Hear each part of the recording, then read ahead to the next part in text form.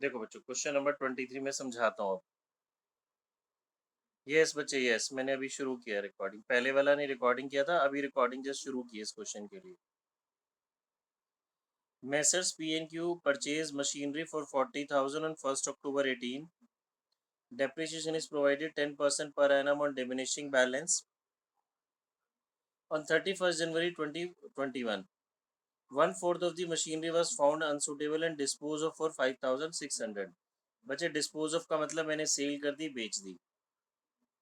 On the same date एक और new machine खरीद रहा हूँ 15,000 की। मशीन अकाउंट बनाना है मुझे 3 इयर्स के लिए।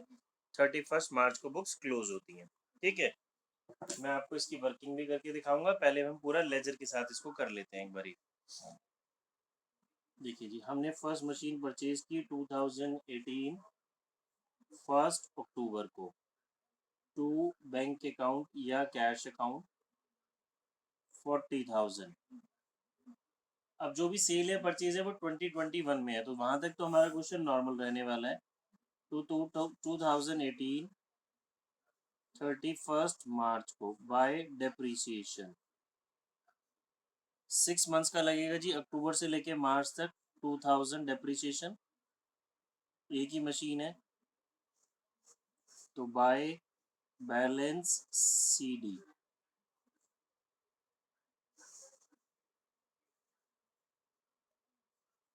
सिंपल सी बात थी ये तो।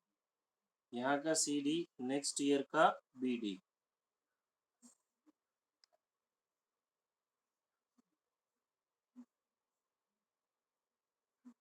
क्या इस साल कोई सेल परचेज है? नहीं है। तो 2020 31 मार्च। बच्चे याद रखेंगे, मेथड WDV है। SLM होता तो 40,000 पे लगता, अभी 38,000 पे लगेगा। तो बाय बैलेंस CD। ये मेरा आ जाएगा आई थिंक 34,200।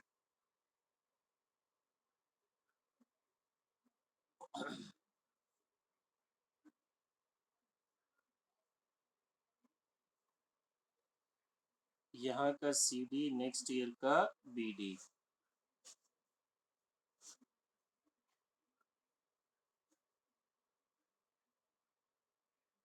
अब जो हमारी मशीन है कब 31 जनवरी 2021, तो वो बच्चे करंट फाइनेंशियल ईयर में ही आएगा। ईयर चेंज हो गया बट फाइनेंशियल ईयर चेंज नहीं हुआ। 5,600 की सेल की और उसी डेट को हमने एक न्यू मशीनरी परचेज भी की है 31 जनवरी। ये परचेज किए बच्चे हमने 15,000 की। ठीक है, अब इसकी हमें बुक वैल्यू निकालनी है जी, जो मशीन बेची है, और रिमेनिंग जो मशीन है उस पर भी डेप्रीसिएशन लगाना पड़ेगा। अगर मेरा मेथड SLM था तो मैंने बोला था जी 40,000 के दो हिस्से 30 और 10 वाला ये हो गया, 30 वाला बचा, तो ईयर एंड में मैं 30,000 पे डेप्रीसिएशन लगा देता। बट मेथड WDV है, तो मुझे बहुत ध्यान से काम करना है। मैं आपको देखो पूरी वर्किंग बताता हूँ इसकी। हम इसको वर्किंग नोट्स में आ जाएंगे जी।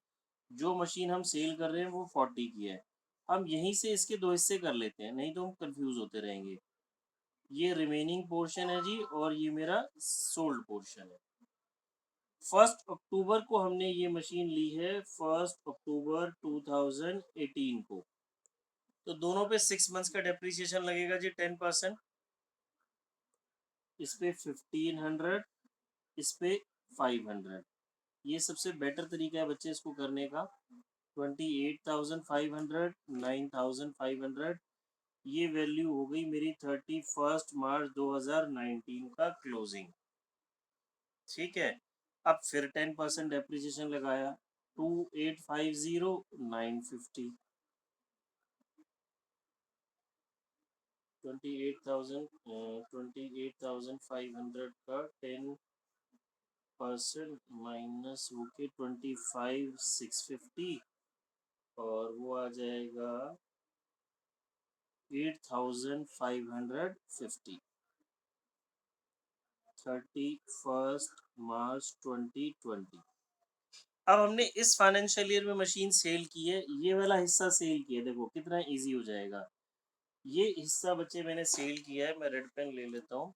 ये हिस्सा मैंने सेल किया है, कब सेल किया है जी? 31 जनवरी 2021। तो यहाँ से इस डेट से मैं यहाँ मंथ्स गिनता हूँ बच्चे, 10 मंथ्स हो जाते हैं। तो इसका 8,550 का 10% फॉर 10 मंथ्स, ये मुझे डेप्रिसिएशन निकालना पड़ेगा।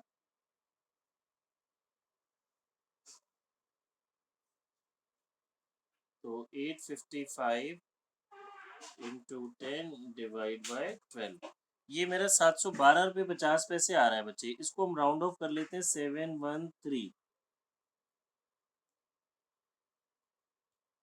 तो ये मेरा हो गया 7837। इतने की चीज़ मैंने 5600 में सेल की, तो 2237 का लॉस। ठीक है, ये मेरा क्या हो गया? करंट ईयर का डेप्रिसिएशन। ये मेरी हो गई जी सेल वैल्यू, और ये मेरा हो गया लॉस। इसको पोस्ट करते हैं पहले हम, देखिए। तो यहाँ पे इसी डेट को बाय डेप्रिसिएशन, ये बेसिकली वो डेप्रिसिएशन हो गया उस हिस्से का जो हिस्सा मैंने सेल किया। इसी डेट को फिर मैंने क्या लगा लिया जी? Profit and loss account 2237। अब इम्पोर्टेंट चीज़ यहाँ आती है, 31 मार्च को जो जो आपके पास मशीन बची हैं, फर्स्ट भी है सेकंड भी है। फर्स्ट मतलब ये वाली, अभी बता रहा हूँ रितिका बच्चे, अभी ये वाली और ये वाली जो हमने अभी खरीदी है। तो अगर मेरा मेथड SLM होता तब तो मैं 30,000 पे लगा देता जी, बट क्योंकि WDV है तो इस पे लगेगा 2565। ये मेरा करंट ईयर का डेप्रिसिएशन हो गया। और जो मैंने अभी मशीन खरीदी है, सेकंड मशीन, वो खरीदी है 15,000 की। इसका 10% लगेगा 2 मंथ्स के लिए। ठीक है, मैं इसका बैलेंस भी निकाल लेता हूँ। सर 3 मंथ के लिए लगेगा, क्या बच्चे? तो 3 मंथ्स के लिए ही लगेगा। बच्चे 31 तो जनवरी है, जनवरी में 31 है, खरीदी है। 31 जनवरी है।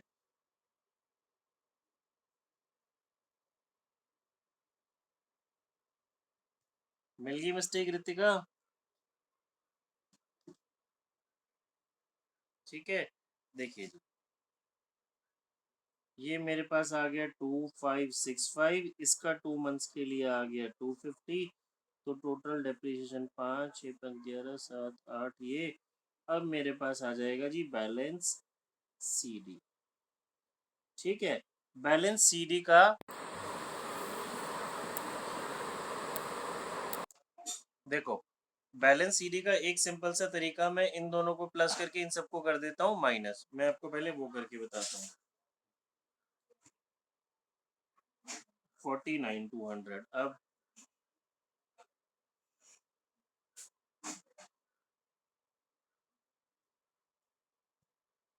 ये आ गया जी 37,835।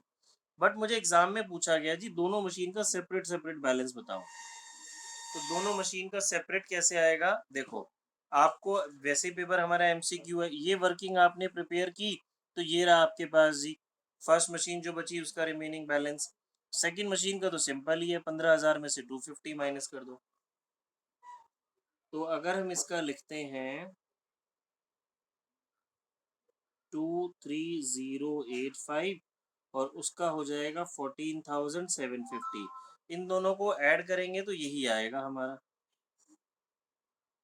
ठीक है, इन दोनों को ऐड करते हैं तो देखिए यही आ जाएगा 23,085 प्लस 14,750। ठीक है, ये हो गया बच्चे मेरा क्वेश्चन। रिमेनिंग मशीन का बैलेंस हम कैसे निकालेंगे? ये हमने वर्किंग सेपरेटली बना ली जी, ये मेरे पास थर्ड ईयर के एंड में, यानी कि ये बैलेंस कब हो गया? 31 मार्च 2021 को। हाँ जी रितिका, बोलो क्या कह रहे हो आप?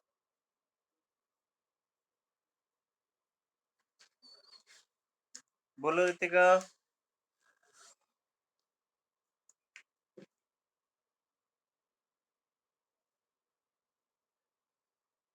रितिका जी बोलो, हैंड रेस किया हुआ है आपने। शायद बच्चे नेटवर्क इशू हो रहा है बार बार। और किसी बच्चे को कोई डाउट है तो पूछो।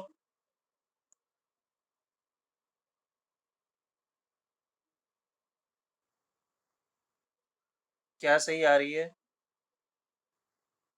हाँ, मुझे तो आपकी आ रही है, अभी पहले नहीं आ रही थी कुछ भी।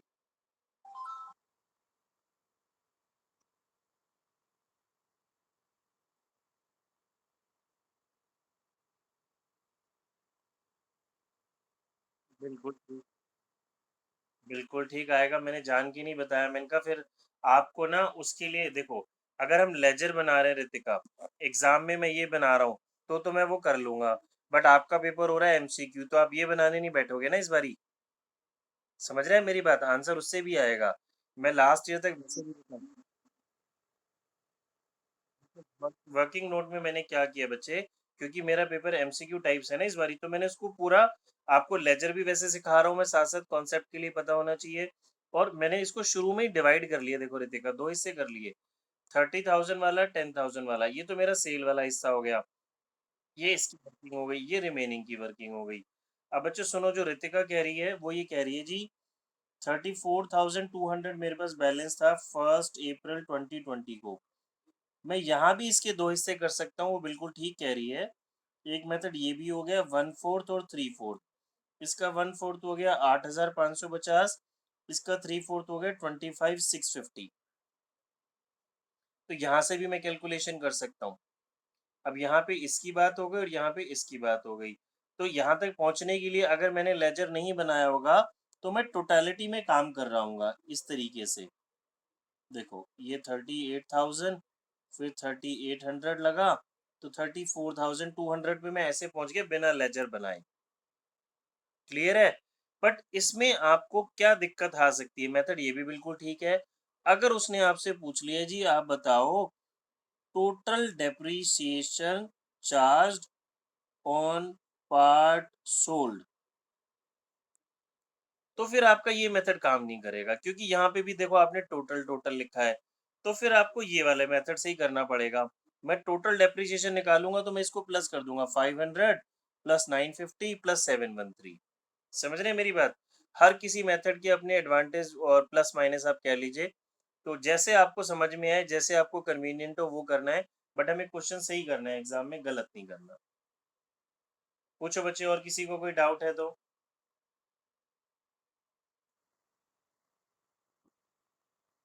ये हो गया तो हो गया बच्चे सॉल्व। इसके यहाँ पहुंच गए, देखो हम, ये रही ना 25,650, ये रहा 8,550, ये रहा। इसके आगे का तो वर्किंग सेम ही है। ठीक है जानवी? ये देखो, ये वाली फिगर ना बच्चे, मैं इसको अगर ढक दूँ तो ये लो, ये रितिका के मेथड पे हम यहाँ पहुंचे थे, ये रही कैलकुलेशन। अब इसके ऊपर मैं डेप्रिसिएशन लगाऊंगा, वही 2,565, ये बैलेंस आ गया 2,385। यहाँ पे फिर मैं वही बोलूंगा जी 10 मंथ्स का, ये रहा 10 मंथ्स का फुल ईयर के लिए।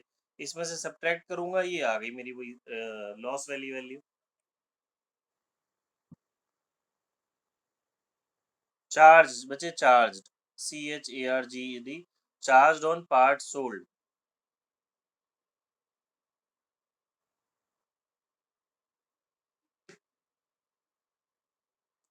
हाँ बच्चे बोलो, और कोई डाउट?